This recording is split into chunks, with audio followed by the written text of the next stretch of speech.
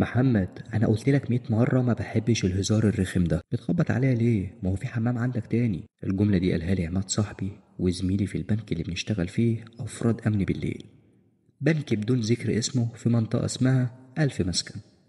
كنت قاعد بتفرج على التلفزيون واتفاجئت بعماد بيقرب عليا وهو غضبان ووشه احمر ومتوتر جدا، وعاوزين في بدايه القصه كده نحضر الطقوس اللي احنا متعودين عليها. سمعتك وقهوتك واجهز علشان سهرتك.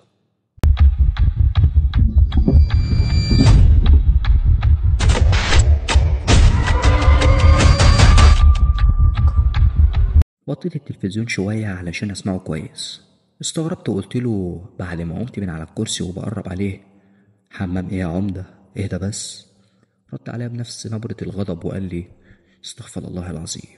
يا محمد لو بتهزر قول، أنا مش هعمل حاجة، لكن ما تعملش مش فاهم. كان واضح عليه فعلا إنه غضبان جدا والكلام طالع منه مش مفهوم، خصوصا إن ده كان أول يوم ليا في البنك ده. أنا وعماد شغالين الصبح في موقع تاني أمن برضه، وهو بالليل بيروح البنك ده ومعاه فرد كمان.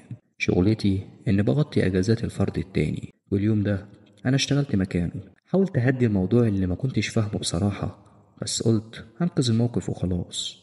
اعتذرت له والموضوع انتهى، بس لاحظت خوف عماد إنه يرجع تاني للحمام. في مطبخ صغير كده جنب الحمام بكام متر، قلت اروح اعمل لي كوبايه شاي. اول ما رحت لقيته بيمشي معايا، ولما شافني واقف بعمل الشاي دخل الحمام. كنت واقف ومستني الكاتل يفصل. هحاول اوصف لكم المكان كويس. في باب حديد كده جنب المطبخ، بمجرد ما بتفتحه بتلاقي منطقة واسعة. على اليمين في مولد كهرباء، وحوالين المنطقة في سور كبير وفي شجرة مانجا. اللي عرفته إن اللي ورا السور ده عبارة عن شارع، بس شارع مهجور، اللي هو محدش بيمشي فيه خالص. وبره البنك بتلاقي عمارات، والصمت دايما مخيم على المكان ده كله. أما باقي البنك ما فيهوش تفاصيل كتير، زيه زي أي بنك عادي. شوية مكاتب مقفولة وخزن. كنت واقف وقافل الباب الحديد، وبمجرد ما الكاتل فصل سمعت من ورا الباب صوت ما قدرتش أميزه، غير إنه صوت طفلين بيوشوشوا بعض وبيضحكوا بصوت واطي جدا. وكانت لحظات وقبل حتى ما يصدر مني أي رد فعل سمعت 3 خبطات بالظبط من بره الباب. مع العلم إن مفيش حد غيري أنا وعماد في البنك كله، وأنا بدوري فتحت الباب. وكان الوضع الطبيعي إني ملاقيش حد واقف. فضلت واقف متنح لدقايق وفقت على صوت عماد: محمد، واقف كده ليه؟ ادخل واقفل الباب، الجو تلج، انت ما انتش حاسس؟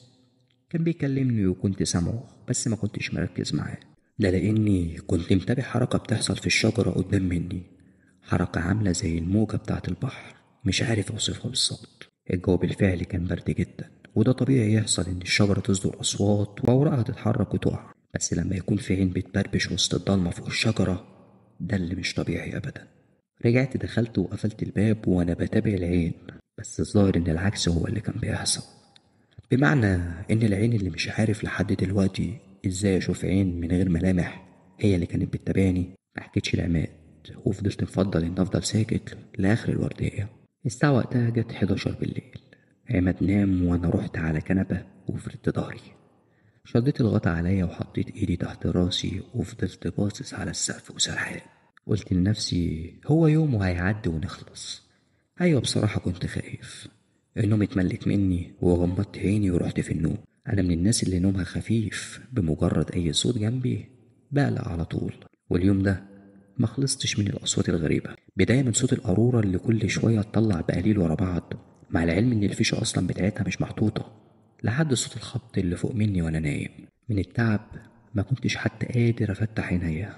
التفت على جنب اليمين ودقايق ولقيت عماد بينادي عليا: محمد، انت كويس؟ نايم مرتاح يعني؟ رديت عليه بالعافية كده وقلت له اه يا عماد تمام. بس للأسف كدبت عليه لأني ما كنتش مستريح. أقسم بالله حسيت كأني في حد بينغزني في قلبي، وفضل قلبي يتنفض وينبض بسرعة جدا. شعور إن في عين بتراقبك وسط الضلمة كان هو الشعور اللي خلاني بقيت خايف أغمض عينيا وبدأت أفتحها على آخرها. أنا قلقان، مش مستريح، مش عين بس لأ، حاسس بكذا عين بتراقبني. اتنفضت من مكاني لما سمعت حد بيجري قدامنا بشبشب، أو بمعنى صح كان في صوت تكتكة شبشب ظهر لما فتحت عيني، وبالتحديد بعد لما النغزة اللي جت في قلبي.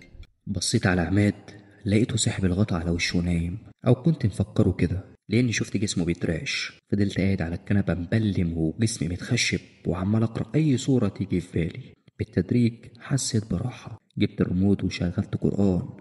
رجعت أنام مرة تانية، واليوم ده ما حصلش أي حاجة تاني. صحينا تاني يوم والست بتاعت النظافة جت وبدأوا الموظفين يجوا الفرع، وإحنا كمان بدأنا نمشي علشان نروح الشغل بتاعنا التاني. طول الطريق ساكتين. بمجرد ما مشينا بعيد وعدينا البنك لقيت عماد بيقول لي: معلش يا محمد، سامحني. اسامحك على ايه يا عماد؟ انت عملت ايه يعني؟ اصل بصراحه في حاجات مش مفهومه بتحصل في البنك بالليل. قصدت اني محكيلكش عنها علشان اتاكد ان في حد غيري انا ومصطفى هيشوف اللي بيحصل ولا لا.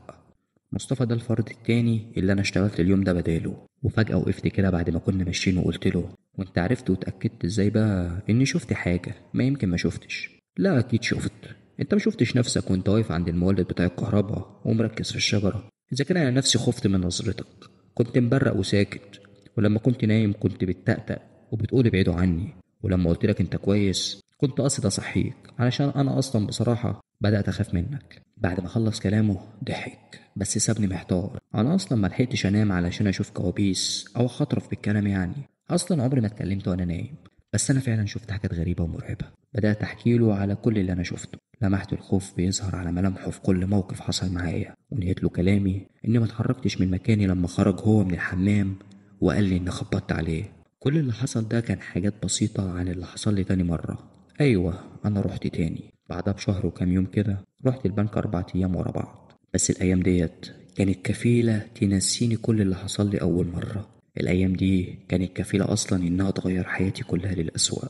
وللأسف بقيت شخص تاني خالص، ومع سرد للي حصل لي هتفهموا كل حاجة. في أول يوم من ال4 أيام كنت في الحمام بغسل هدومي، بدندن كده وبغني وأنا في الحمام زي ما كله بيعمل يعني. فجأة النور قطع لثواني بسيطة وبعدها رجع تاني. كنت بغسل في الحوض وقصادي مراية. لمحت في انعكاس المراية لما بصيت عند باب الحمام نمل كبير بيدخل من تحت الباب. نمل لونه أحمر وكبير. كانوا بادئين بعدد بسيط، بس بعد كده العدد بدأ يزيد بشكل مرعب، وبدأوا يمشوا بعشوائية على أرضية الحمام. بصراحة رميت عليهم مية وبعدتهم عني. مبقاش في نمل خلاص. رجعت أبص في المراية لقيت المراية مشبرة كأن في بخار لمية سخنة. بس ازاي إذا كان أنا أصلا بغسل الهدوم بمية باردة؟ المهم مسحت بإيدي على المراية على مكان وشي، لقيت نملتين ماشيين على وشي. بعدتهم عني بسرعة وغسلت وشي. بصيت على الهدوم لقيت مجموعة كبيرة من النمل. الله، ازاي برضه جم عند الهدوم اللي في الحوض؟ وبعدين انا اصلا ما حسيتش ان في نمل على وشي. خرجت من الحمام بعد ما حسيت ان في حاجة مش طبيعية. المصيبة واللي كان هيجنني ان النمل مش موجود بره الحمام. طب امال فين المصدر اللي جاي منه؟ جريت لعماد وقلت له اللي حصل. عماد بيخاف من خياله اصلا. لما سمع اللي قلته له قال لي: الموضوع ده هيجنني يا محمد. هموت واعرف منين بيجي النمل ده انا اشتكيت للمدير بنفسه وجاب شركة المبيدات كلها ورشت البنك كله. عارف بعدها بكام يوم لقيت النمل راجع واكتر من الاول تاني. جه وقت النوم شغلت القرآن على الشاشة ونمت. صحيت وانا بردان قوي وجسمي بيتكتك في بعضه. لما صحيت لقيت عماد هو كمان بيصحى في نفس الوقت. بصينا لبعض بصمت تام. كنت سامع صوت دقات قلبه اللي زادت لما اكتشفنا المصيبة. القرآن مقفول والتكييف شغال على أعلى درجة تبريد. مش محتاج طبعا أوضح لكم إننا ما شغلناش التكييف أصلا، لأننا ببساطة كنا في عز الشتاء، وطبعا الواضح إن النور ما قطعش علشان الشاشة تطفي كده لوحديها. ما قدرناش ننام اليوم ده خالص. فضلنا سهرانين في صمت لحد ما الفجر أذن.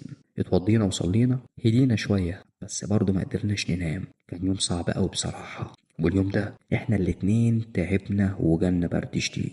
بس البرد طبعا ما منعنيش من التفكير في لغز مش مفهوم.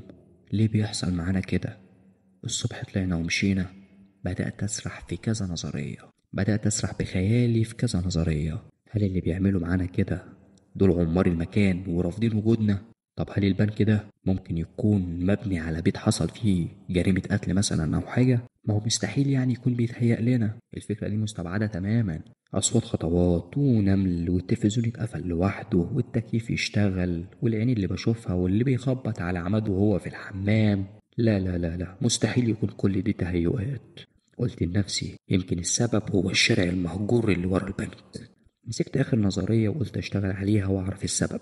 ما هو أكيد في سبب.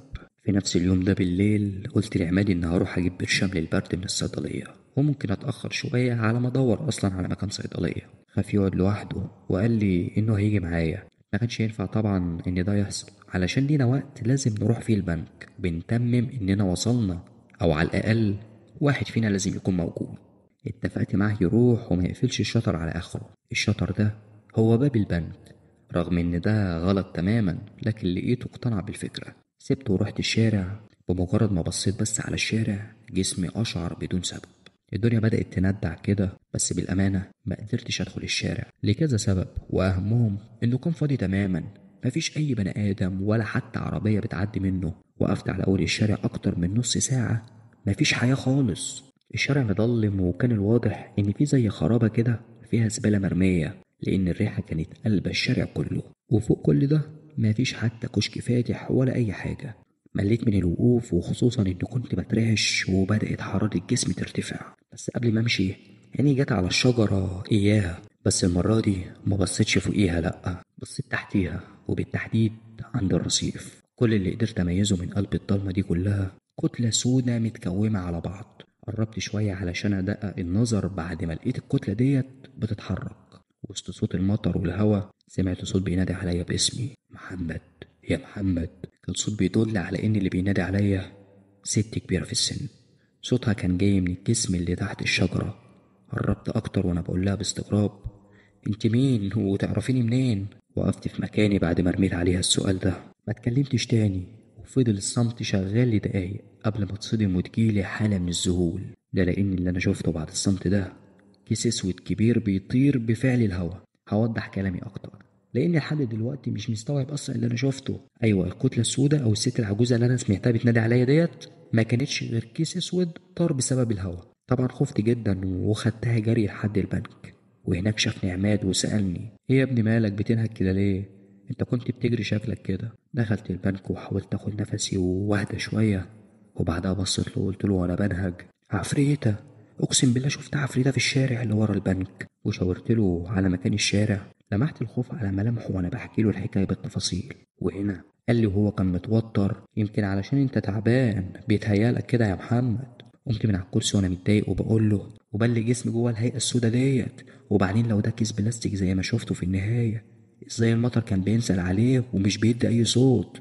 وازاي طار؟ يا عماد انا كان بيني وبينها مسافه قليله جدا، انا مش بخرف ولا بهزر يا عماد. عماد ما تكلمش تاني، بس شفته لوحده كده بعد نظرة عني وسرح وبدأ يبلع ريقه. مش عارف ليه حسيته مخبي عني حاجة. كنت متأكد ان الكلام ما منوش فايدة، لاننا مهما اتكلمنا مع المشرفين بتوعنا مش هيصدقونا، وحتى لو صدقونا مش هيفيدنا بحاجة غير ان هيتقطع عيشنا من المكان. واللي شغال الشغل ده هيعرف معنى كلامي كويس. يا ريت اليوم ده عدى على كده وبس.